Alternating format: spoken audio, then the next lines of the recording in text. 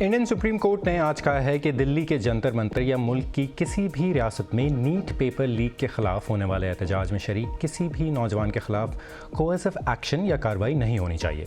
एहतजाज ख़त्म करने से पहले कॉकरोच जनता पार्टी ने हुकूमत से जो वादे लिए थे उनमें वज़ीर तालीम का इस्तीफ़ा और ये कि किसी भी मुजाहिरीन के खिलाफ कानूनी कार्रवाई नहीं की जाएगी। इसी वादे पर हज़ारों नौजवान जंतर मंतर से हटे थे। कॉकरोच जनता पार्टी और मुतादिद मीडिया रिपोर्ट्स के मुताबिक उत्तर प्रदेश, बिहार और मगरबी बंगाल में कई समाजी कारकुनान और मुजाहिरीन को हिरासत में ले लिया गया है और उनमें से बाज़ कई रोज़ से जेलों में हैं। बेशतर इनमें से मुसलमान हैं और पार्टी ने खबरदार किया है कि हर एक शख्स को रिहा और उनके खिलाफ मुकदमात वापस ना लिए गए तो ऐसा एहतजाज करेंगे जो उनके बकौल संभालना मुश्किल हो जाएगा। तो सवाल यह है कि हर बड़े मुजाहरे के बाद मुजाहिरीन के खिलाफ कार्रवाइयाँ इंडिया के जमहूरी निज़ाम पर क्या सवाल उठाती हैं और अक्सर मुसलमान आसान टारगेट क्यों बनते हैं। मैं हूं गज़नफ़र हैदर और आप BBC न्यूज़ उर्दू का प्रोग्राम जहानुमा देख रहे हैं। प्रोग्राम में आगे चल के देखिएगा। एक क्लिक और आपकी निजी गुफ्तगू पूरी दुनिया के सामने। AI चैटबॉट क्लॉड के सैकड़ों सार्फिन की निजी बातें सर्च इंजन पर कैसे पहुंची। और फ्रांस और स्पेन के जंगलात में आग एक बार फिर बेकाबू, मगर अब ये शोले कैसे गरजते बादलों की वजह से बढ़ रहे हैं। कॉकरोच जनता पार्टी और जेन ज़ी एहतजाज के खात्मे के फ़ौरन बाद ही रियासती हुकूमत ने एहतजाज में शरीक बाज़ नौजवानों को गिरफ्तार करना शुरू कर दिया है। CJP के मुंतज़मीन के मुताबिक बिहार, मगरबी बंगाल और उत्तर प्रदेश और असम में पुलिस तालिब इल्मों, मकामी मुंतज़मीन और रज़ाकारों को हिरासत में ले रही है, जिनमें सबसे ज़्यादा गिरफ्तारियां बिहार से सामने आई हैं, जहां दर्जनों नौजवानों को गिरफ्तार कर लिया गया है और बाज़ रिपोर्ट्स के मुताबिक मुतादिद जेलों में भी हैं। मुंतज़मीन का कहना है कि कलकत्ता में गिरफ्तार किए जाने वालों में अक्सरियत मुसलमान नौजवानों की है। जो सबसे ज्यादा न्यूज आ रही है वो बिहार से आ रही है वहाँ पे 86 लोगों को अभी तक अरेस्ट कर लिया है। जहाँ तक बात है कलकत्ता कोलकाता की, वहाँ पे 11 लोगों को अरेस्ट करा गया है, जिसमें से 10 मुस्लिम हैं। तो इससे हमें पता चल रहा है कि कैसे आप एक कम्युनिटी को टारगेट कर रहे हैं। उत्तर प्रदेश में पुलिस ने एक ऐसे शख्स के ख़ानदान को हिरासत में लिया था जो जंतर मंतर पर एहतजाज के दौरान वहाँ खाने पीने का बंदोबस्त कर रहा था। हम बात कर रहे हैं मोहम्मद जुनैद की, जिनको आपने अपनी सोशल मीडिया फीड पर देखा होगा। उन्होंने जंतर मंतर पर मुजाहिरीन के लिए खाने का इंतज़ाम किया और इसी वजह से वो बहुत जल्द सोशल मीडिया पर मशहूर भी हो गए। जुनैद के बकौल उत्तर प्रदेश पुलिस ने उनके घर वालों और उनकी बहन के ससुराल वालों को हिरासत में ले लिया था। आज़ाद मीडिया और CJP की तरफ से शदीद एहतजाज के बाद उन्हें रिहा कर दिया गया है। CJP मुंतज़मीन के मुताबिक हुकूमत ने जिन मुतालबात को तस्लीम किया था, इनमें से एक ये भी था कि किसी भी मुजाहिरीन को हिरासत में नहीं लिया जाएगा, लेकिन अमल में ऐसा होता दिखाई नहीं दे रहा। और इस बारे में मज़ीद बात करने के लिए इस वक्त मेरे साथ दिल्ली से मौजूद हैं हमारे साथी शकील अख्तर। सबसे पहले तो हमें ये बताएं कि मुजाहिरीन की गिरफ्तारियों की इत्तलात के बाद सुप्रीम कोर्ट ने हुक्म दिया था कि एहतजाज करने वालों को गिरफ्तार ना किया जाए। क्या हालात इतने ख़राब हैं कि मुल्क की आला तरीन अदालत को मुदाखलत करना पड़ी है? देखिए, ये तहरीक बुनियादी तौर पर एक पुरअमन तहरीक थी और जिस तरह का क्रैकडाउन हुआ था उससे इस तहरीक के लोग के लिए ही गैर मुतवक्को नहीं था, बल्कि इसने पूरे मुल्क में तमाम हलकों में बड़ी नाराज़गी पैदा की थी और लोग सुप्रीम कोर्ट में पटिशन लेकर के गए थे कि इसकी जवाबदेही तय की जाए। और आज पार्लियामेंट में भी जब एक बिल पर बहस हो रही थी तो अपोजिशन यही मुतालबा कर रहे थे कि वज़ीर दाखिला इसका जवाब दें कि किसने हुक्म दिया था इस तरह के क्रैकडाउन का, ख़ास तौर से जब वो पूरी तहरीक पुरअमन चल रही थी। तो सुप्रीम कोर्ट में जाने के बाद ये जो है सुप्रीम कोर्ट ने फिर ये कदम उठाए और कुछ ऑब्जर्वेशन दिए। अच्छा, हमने माजी में भी देखा है जैसे एंटी CNR प्रोटेस्ट में बड़ी तादाद में मुसलमानों को गिरफ्तार किया गया था। क्या ये कोई पैटर्न या सोची समझी रविश है? हुकूमत इससे क्या पैगाम देना चाहती है? देखिए, ये गिरफ्तारियां तो जो हुई हैं सबसे ज़्यादा तो बिहार में हुई हैं, लेकिन बंगाल और असम में मुसलमान जो गिरफ्तारियां हुई थी उसमें मुस्लिम ज़्यादा हैं। यहाँ दिल्ली में भी कई जगह पे मुसलमानों को गिरफ़्तार किया गया है या हिरासत में उन्हें लिया गया। इसको ये पैटर्न तो नहीं कह सकते, लेकिन अगर हम ये देखें माजी में इसी तरह का एक तहरीक जो है बहुत ही खुशसाख्ता जब anti-CAA मूवमेंट चला था, उसकी क़यादत भी मुसलमानों की एक जनजी कर रही थी, नई नस्ल की क़यादत थी, जिसमें बहुत बड़े पैमाने पर क्रैकडाउन हुआ था उसमें से 14-15 लोगों के ख़िलाफ़ दहशत गर्दी मुखालिफ क़ानून का इस्तेमाल किया गया और अभी भी जो है कुछ लोग उमर खालिद और शर्जील इमाम जैसे लोग अभी भी जेलों में हैं। तो ये एक जो पैटर्न है इस लिहाज से अगर देखा जाए, हुकूमत जो है इस तरह की जब भी कोई मज़ाहमती तहरीक या कोई मुखालफत की तहरीक होती है तो बहुत शिद्दत से दबाती रही है और उसमें जब भी इस तरह का होता है मुसलमान मोहतात रहते हैं, लेकिन इसकी लपेट में मुसलमान ज़्यादा आते हैं जब भी ऐसा होता है। अच्छा, हुकूमत ने वादा किया था कि एहतजाज करने वालों को गिरफ़्तार नहीं किया जाएगा, लेकिन अब गिरफ़्तारियाँ हो रही हैं, तो हुकूमत का मौक़िफ़ क्या है, वो ऐसा क्यों कर रही है? देखिए, इन्होंने ये एग्रीमेंट जो हुआ था सीजेपी से उसमें वाज़ेह तौर पर यह था कि सभी लोगों के ख़िलाफ़ केसेस वापस ले लिए जाएंगे, लेकिन अभी कुछ मीडिया में इस तरह की ख़बरें चल रही हैं कि हुकूमत का ये कहना है कि जो इसमें इस तहरीक में बकौल उसके एंटी सोशल एलिमेंट्स दाखिल हो गए थे या जिन्होंने वायलेंस किया है उनके ख़िलाफ़ कार्रवाई होगी, उन्हें नहीं छोड़ा जाएगा।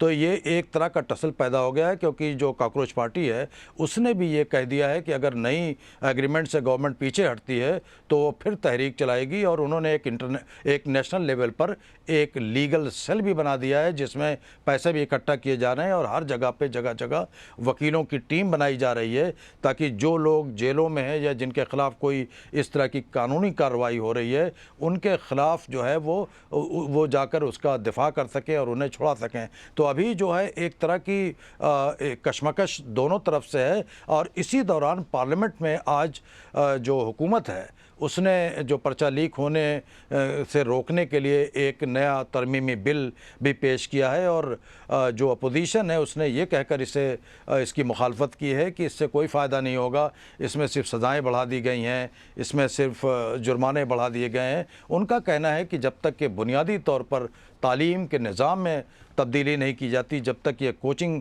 और जब ये लाखों रुपए जो बच्चों की पढ़ाई पर जो ख़र्च हो रहे हैं, जब तक ये निज़ाम तब्दील नहीं किया जाता तब तक ये बिल और इस तरह के लीकें होते रहेंगे और इसका बुनियादी हल जो है इसका निकालना होगा। लेकिन अपोजिशन इस बात पर मुसिर है कि इसकी जवाबदेही तय की जाए और वज़ीर दाखिला इस पर बयान दें कि ये क्रैकडाउन क्या हुआ था।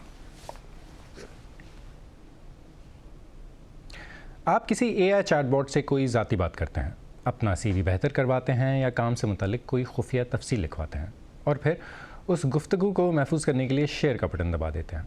मगर क्या आप जानते हैं कि यही एक क्लिक आपकी निजी गुफ्तगू को पूरी दुनिया के लिए खोल सकता है? आज ट्रेंडिंग में इसी पे बात करेंगे।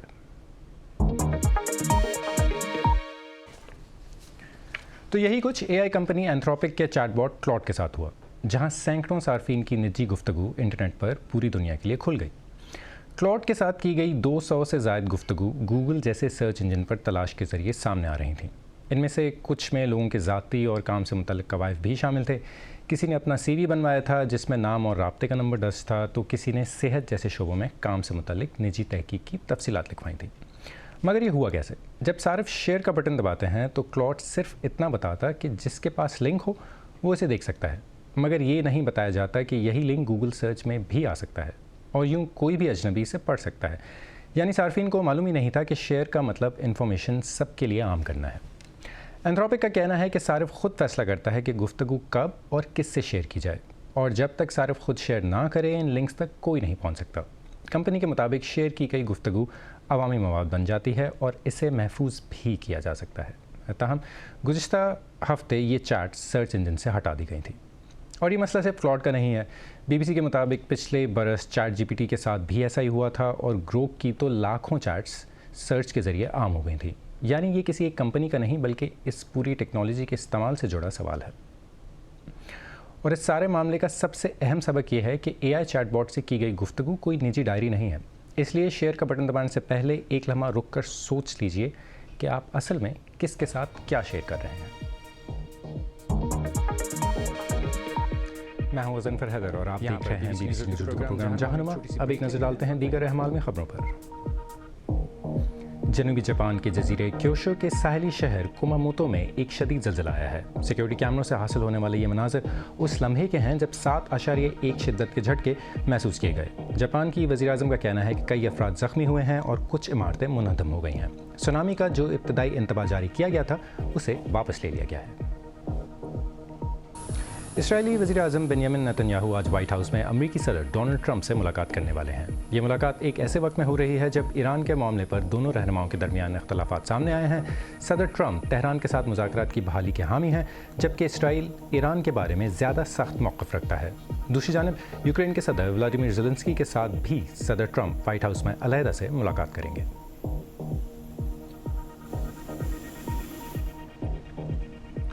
امریکہ کی دوا بنانے والی کمپنی جانسن اینڈ جانسن نے ایک مقدمے کے تصفیے کے لیے $5.5 ارب ادا کرنے پر اتفاق کیا ہے۔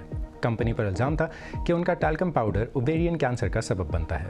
اس سیٹلمنٹ کے بعد لمبے عرصے سے چلنے والا یہ مقدمہ ختم ہو جائے گا۔ جانسن اینڈ جانسن کا موقف ہے کہ ان کی ٹیلک مصنوعات محفوظ ہیں اور کینسر کا سبب نہیں بنتی۔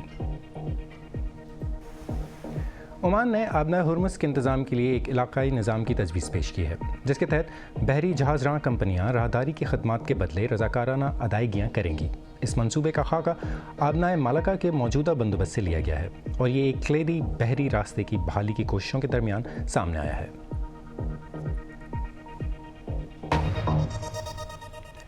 فرانس کے جنوب مغرب میں واقع بوردو کے نواح میں لگنے والی آگ سے 420 مربع کلومیٹر پر پھیلے جنگلات اور دیہات خاکستر ہو گئے ہیں اور 2 لاکھ سے زیادہ افراد نقل مکانی کرنے پر مجبور ہو گئے ہیں۔ فرانس کے صدر ایمانوئل میکرون نے اسے دوسری جنگ عظیم کے بعد ملک میں آگ کا بدترین بحران قرار دیا ہے۔ ادھر فرانس اور اسپین میں درجہ حرارت بڑھنے کے ساتھ تیز ہوائیں جنگلات میں لگی آگ کو مزید بھڑکا رہی ہیں، لیکن اگر ایسی آتش زدگیوں کے نتیجے میں گرج چمک والے بڑے بڑے بادل وجود میں آ جائیں تو یہ خود بھی اپنی ہواؤں کے جھکڑ پیدا کر سکتے ہیں۔ ان بادلوں کو فائر کلاؤڈز یعنی آتشی بادل کہتے ہیں۔ جسٹن رولٹ کی رپورٹ پیش کر رہے ہیں عمر آفریدی۔ عام طور پر آپ اس موسم سرما میں مغربی یورپ میں ہونے والی شدید بارشوں اور سیلابوں کو جنگلوں میں لگی آگ سے نہیں جوڑتے، لیکن مرطوب موسم سرما کے نتیجے میں خوب سبزہ ہوگا، پھر گرم اور خشک موسم نے اسے سکھا دیا اور یوں آگ کو زیادہ ایندھن مل گیا۔ الزبتھ، فرانس اور اسپین میں اس سال کتنی گرمی پڑ رہی ہے؟ جون کا مہینہ فرانس میں ریکارڈ پر سب سے گرم رہا ہے، جبکہ اسپین میں جون دوسری مرتبہ سب سے گرم رہا ہے اور جولائی اسپین میں ممکنہ طور پر اب تک کا سب سے گرم مہینہ ہو سکتا ہے۔ یورپ دنیا کا سب سے تیزی سے گرم ہونے والا خطہ ہے، جہاں عالمی اوسط کے مقابلے میں درجہ حرارت دوگنی رفتار سے بڑھ رہا ہے۔ بعض اوقات آگ میں اتنی شدت پیدا ہو جاتی ہے کہ اس کی گرمائش اپنا موسم تشکیل دینے لگتی ہے۔ یہ دیکھیں، شدید حرارت ایک طاقتور بگولا پیدا کر دیتی ہے جو دھوئیں اور راکھ کو فضا میں بلندی تک لے جاتا ہے۔ یہ گرم ہوا اوپر جا کر جیسے ہی ٹھنڈی ہونے لگتی ہے، آبی بخارات اس میں شامل ذرات کے گرد جمع ہو کر منجمد ہونا شروع کر دیتے ہیں، جس سے بہت بڑے بادل تشکیل پاتے ہیں۔ سائنسداں ایسے بادلوں کو پائروکیومیولو نمبس کہتے ہیں، یعنی آگ کے پیدا کردہ گرج چمک والے بادل جو آگ کو مزید تیزی سے پھیلنے میں مدد دیتے ہیں۔ ایسے بادل بجلی گرا کر نئی آگ بھڑکا سکتے ہیں، جبکہ طوفان تیز اور غیر متوقع ہوائیں چلا سکتے ہیں۔ بعض اوقات بارش آگ کو ہلکا تو کر سکتی ہے، لیکن ایسا عام طور پر ایک چھوٹے علاقے تک محدود ہوتا ہے، اور بعض اوقات بارش کے قطرے زمین تک پہنچنے سے پہلے ہی بخارات بن جاتے ہیں۔ تو کیا برطانیہ میں بھی فرانس اور اسپین جیسی آگ لگ سکتی ہے؟ یاد رکھیں، ہمارے یہاں بالعموم ایسے انتہائی خشک آلات اور چیڑ کے اتنے گھنے جنگلات نہیں ہیں جیسا کہ ہم اس وقت بوردو میں دیکھ رہے ہیں، اس لیے خطرہ کم ہے، لیکن برطانیہ میں جنگلاتی آگ کا خطرہ بہرحال بڑھ رہا ہے اور مسلسل بڑھ رہا ہے۔ یاد رکھیں، ہر آگ کو بھڑکنے کے لیے صرف ایک چنگاری چاہیے، اس لیے پکنکوں پر جائیں تو وہاں کوئی ایسی چیز نہ چھوڑیں جو آگ پکڑے۔ سگریٹ وغیرہ کو مکمل طور پر بجھا کر پھینکیں۔ انڈیا کی ریاست اتر پردیش کے رامپور ضلع میں مقامی انتظامیہ نے محمد علی جوہر یونیورسٹی کی 38 عمارتوں کو منہدم کرنے کا حکم دیا تھا، تاہم اب مجوزہ کارروائی پر مقدمے کی حتمی سماعت تک اس کو روک دیا گیا ہے۔ یہ عبوری راحت اس وقت دی گئی جب یونیورسٹی کی قانونی ٹیم نے ڈویژنل کمشنر کے سامنے ایک درخواست دائر کی۔ وہاں موجود زیر تعلیم طلبہ اور انتظامیہ سے بی بی سی کی نامہ نگار پریرنا نے بات کی۔ ان کی رپورٹ پیش کر رہے ہیں قیصر اندرابی۔